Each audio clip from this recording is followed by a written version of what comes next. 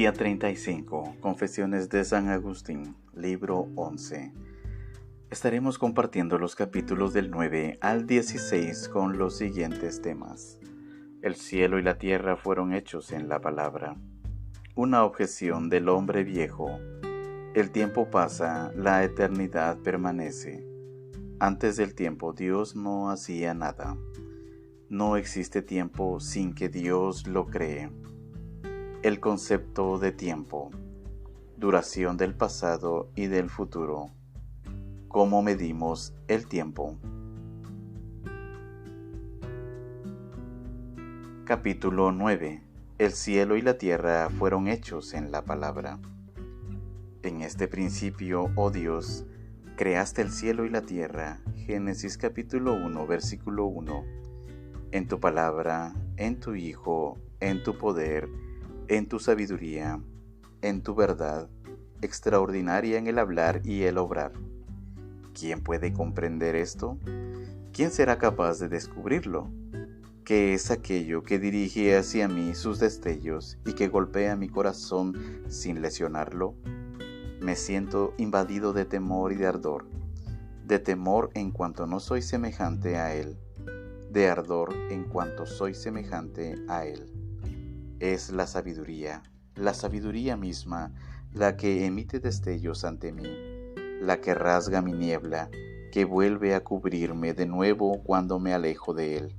Entonces me envuelve aquella oscuridad y negrura de mis trabajos que me hace desfallecer. Se desvanecen mis fuerzas con tanta aflicción. Salmo 31, versículo 11. Que me siento incapaz de tolerar mi bien hasta que tú, Señor, que has sido comprensivo con todas mis maldades, cures también todas mis debilidades. Porque eres tú quien liberarás mi vida de la corrupción y me darás piedad y misericordia, y colmarás de bienes mis deseos, porque mi juventud se renovará como la del águila. Salmo 103, versículo 5. En esperanza fuimos salvados y esperamos tus promesas con paciencia. Romanos capítulo 8, versículos 24 y 25. El que pueda que escuche tus palabras en su interior. Yo, lleno de confianza, exclamaré con tu oráculo: Señor, qué numerosas son tus obras. Tú las hiciste a todas sabiamente. Salmo 104, versículo 24. Esta sabiduría es el principio, y en este principio hiciste el cielo y la tierra. Génesis capítulo 1, versículo 1.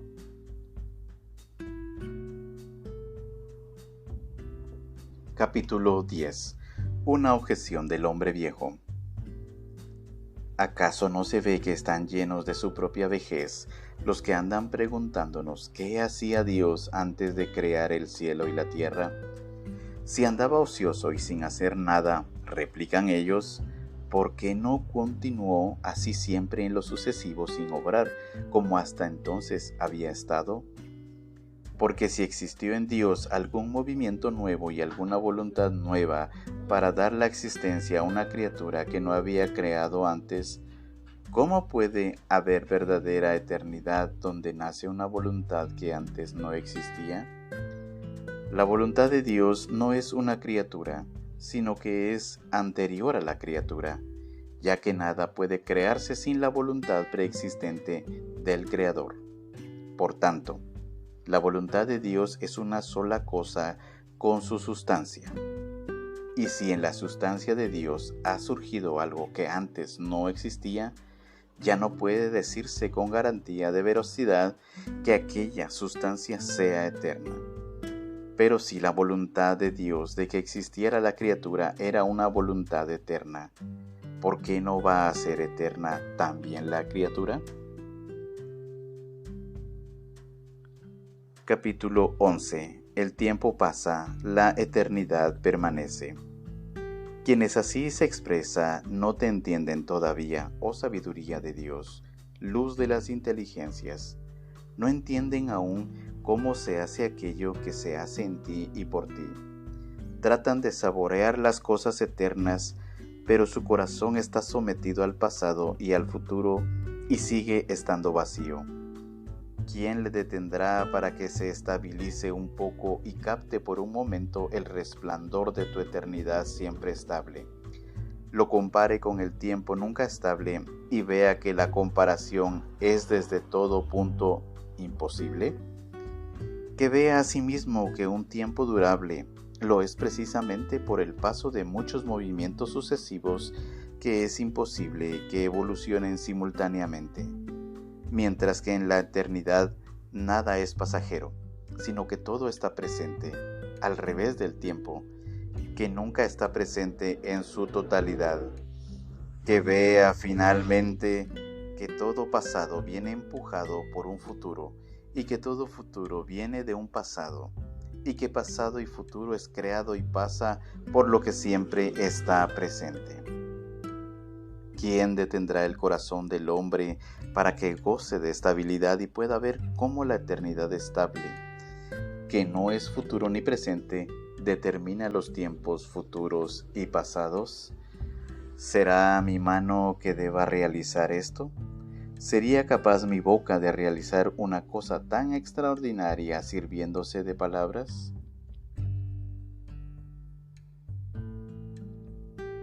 Capítulo 12. Antes del tiempo, Dios no hacía nada. Mira, voy a responder a quien pregunta qué hacía Dios antes de crear el cielo y la tierra. Le voy a contestar no como aquel individuo que dice respondió en plan de broma, evitando lo difícil de la pregunta. Estaba ocupado, dicen que dijo, preparando infiernos para los que se meten en Honduras. Una cosa es entender y otra cosa es hacer reír. No, yo no voy a dar una respuesta de este tipo. Preferiría responder a secas, no sé, que dar una respuesta que pone en ridículo al que pregunta por cosas elevadas y colma de alabanzas a quien responde con falsedades. Yo digo que tú, Dios nuestro, eres el creador de todas las criaturas. Y si por cielo y por tierra se entiende toda criatura, me atrevo a decir que antes de que Dios hiciese el cielo y la tierra, no hacía nada. Porque si de hecho hacía algo, algo que iba a hacer sino una criatura. Ojalá yo supiera todo cuanto deseo saber para mi provecho con la misma certeza con que me consta la no existencia de ninguna criatura antes de la creación de la primera criatura.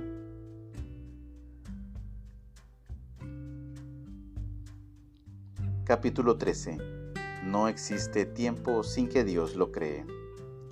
Pero si algún espíritu inconstante, vagando entre las imágenes del pasado, se admira de que tú, Dios, que todo lo puedes, que todo lo creas y que todo lo tienes, autor del cielo y de la tierra, hayas permanecido tantos siglos inactivo frente a una obra tan grande antes de crearla, que despierte y se dé cuenta de que su admiración se basa en algo falso. Porque, ¿de dónde iban a salir aquellos siglos innumerables que tú no habías creado, siendo como eres el autor y fundador de todos los siglos? ¿O qué tiempos iban a existir que no fuesen creados por ti?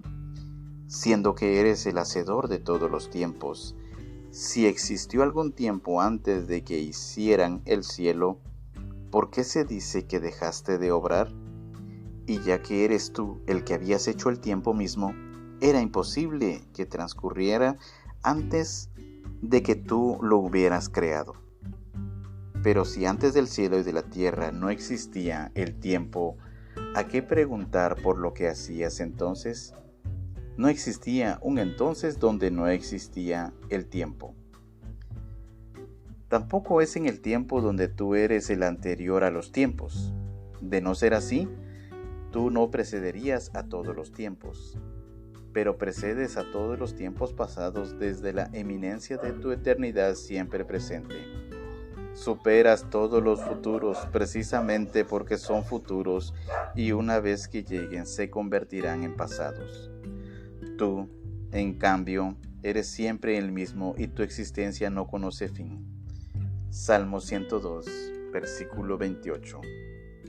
Tus años no van ni vienen, pero los nuestros van y vienen, para que todos puedan venir. Tus años existen todos a la vez, porque gozan de estabilidad. Los que van no quedan eliminados por los que vienen, porque no pasan, mientras que estos años nuestros llegarán todos a ser cuando todos dejen de ser.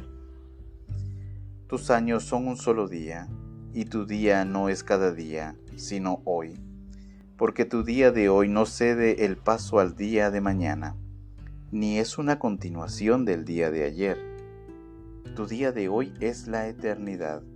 Por eso engendraste junto contigo a aquel a quien dijiste, yo te he dado a la vida. Salmo 2, versículo 7. Tú creaste todos los tiempos, y tú eres anterior a todos los tiempos, y no hubo un tiempo en que no había tiempo. Capítulo 14. El concepto de tiempo. No hubo, pues, tiempo alguno en que no hicieras nada, puesto que el tiempo mismo es creación tuya. Y no hay ningún tiempo que pueda ser coeterno contigo porque tú eres estable, pero si el tiempo lo fuera, ya no sería tiempo. ¿Qué es, pues, el tiempo? ¿Quién puede explicarlo de una manera sencilla y breve? ¿Quién puede formarse una idea de él para luego traducirlo a palabras? Por otra parte, ¿qué tema hay más familiar y común en nuestros comentarios y conversaciones que el tiempo? Y cuando hablamos de él, sabemos sin duda qué es. Como sabemos, entendemos lo que es cuando lo oímos pronunciar a otro. ¿Qué es, pues, el tiempo? Si nadie me lo pregunta, lo sé. Pero si trato de explicárselo a quien me pregunta, no lo sé. Sin embargo, puedo garantizar que si no pasara nada, no habría tiempo pasado. Si no hubiera algo que va a ocurrir, no habría futuro. Si no existiera nada, no habría tiempo presente. Según eso, ¿cómo es que existen esos dos tiempos, pasado y futuro, si el pasado ha dejado de existir y el futuro no existe aún? Y en cuanto al presente, si siempre fuera presente y no pasara a pasado, ya no sería tiempo sino eternidad. Si pues el presente, para ser tiempo, es preciso que pase a ser pretérito, ¿cómo podemos decir de él que existe si la razón por la que existe es que va a dejar de existir? Según esto, no podemos hablar propiamente de existencia del tiempo, sino en cuanto tiende a no existir. Capítulo 15. Duración del pasado y del futuro.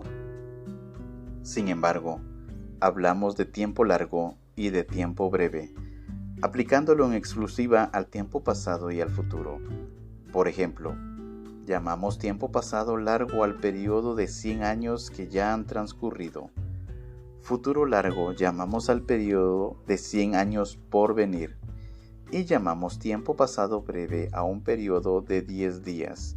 Y futuro breve cuando éste no va a exceder de los 10 días. Pero, ¿cómo puede ser largo o breve algo que no existe? Porque de hecho el pretérito ya no existe y el futuro no existe todavía. Según esto, no debemos decir de un tiempo que es largo.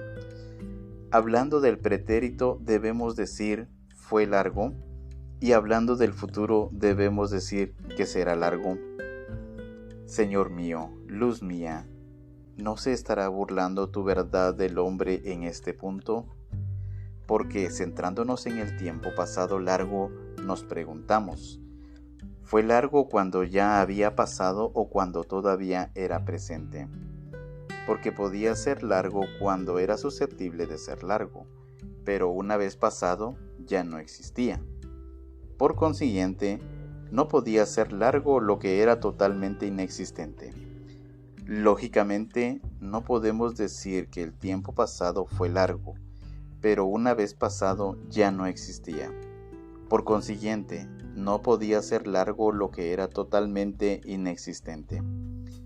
Lógicamente, no podemos decir que el tiempo pasado fuera largo, pues en él no encontraremos nada que sea largo, por la sencilla razón de que el pasado, por el hecho de ser pasado, ya no tiene existencia. Es preferible que digamos que fue largo aquel tiempo presente, porque mientras era presente era susceptible de ser largo. Todavía, en efecto, no había pasado para dejar de ser, por lo que era y podía ser largo al punto que dejó de existir. Vamos a ver, pues, alma humana, si el tiempo presente puede ser largo, pues a ti se te ha concedido la facultad de percibir y medir los intervalos de tiempo. ¿Qué respuesta me vas a dar? ¿100 años presentes son un tiempo largo? Pero reflexiona antes si pueden estar presentes 100 años. Este año es algo presente, pero los otros 99 son futuros. Por tanto, no existe todavía. Pero si el que transcurre es el segundo, ya tenemos uno pasado, otro presente y los restantes son futuros. Y así sucesivamente.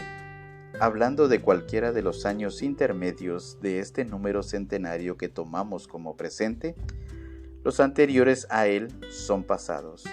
Los que vengan a continuación serán futuros. Según esto, 100 años no pueden estar todos presentes a la vez. Pero vamos a ver si por lo menos el año particular que estudiamos es algo presente. Incluso en este año, cuando se trata del mes primero, todos los restantes son futuros. Si se trata del segundo, ya el primero ha pasado y el resto no existe aún. Luego ni siquiera el año en curso está presente en su totalidad, y si no está presente en su totalidad, este año no está presente porque el año consta de 12 meses. De ellos uno solo, el mes en curso, está presente. Los demás o son algo pasado o algo futuro. Aunque bien miradas las cosas, ni siquiera el mes en curso está presente. Está presente un solo día. Si se trata del día primero del mes, el resto de los días son algo pasado. Y si se trata de uno de los días intermedios, está entre los días pasados y los futuros. Esto es el tiempo presente, el único que nos ha brindado la posibilidad de llamarle largo, y que apenas ha quedado reducido al espacio de un solo día. Pero ahora vamos a analizar este día a fondo, porque resulta que ni siquiera un día está presente en su totalidad. Entre las horas nocturnas y las diurnas, el día consta de 24. La primera hora tiene como futuras a todo el resto de horas. La última tienen como pasadas todas las demás. Cualquiera de las horas intermedias está entre las anteriores, que ya han pasado, y las posteriores, que son algo futuro.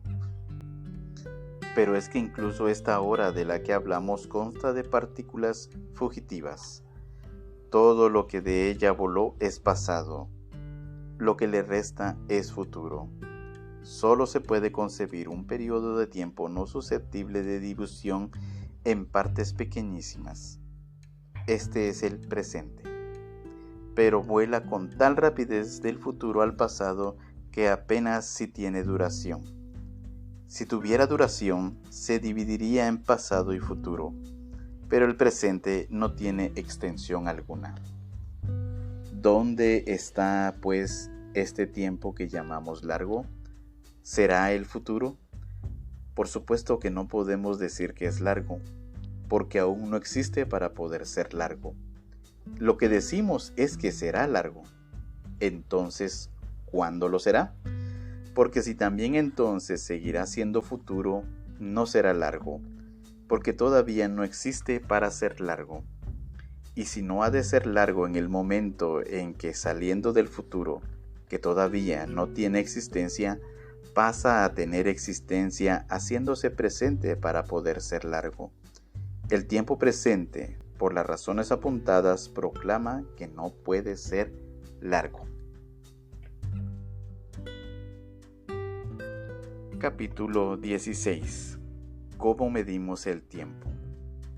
Y, sin embargo, Señor, captamos los intervalos del tiempo, los comparamos entre sí y decimos que unos son más largos y otros más cortos. Medimos, además, en qué proporciones un espacio de tiempo es más largo que otro y decimos que este es doble o triple mientras que aquel es simple, o que tienen la misma longitud o duración que aquel. Pero esta medida la realizamos en los tiempos que pasan y mientras pasan, porque son los únicos que captamos. En cuanto a los tiempos pasados, que ya no existen, o en cuanto a los futuros, que aún no existen, ¿quién puede medirlos? A no ser que alguien se atreva a decir que se pueden medir lo inexistente. Mientras pasa el tiempo, es susceptible de percibirse y de medirse, pero una vez que ha pasado, ya no resulta posible, porque ya no existe.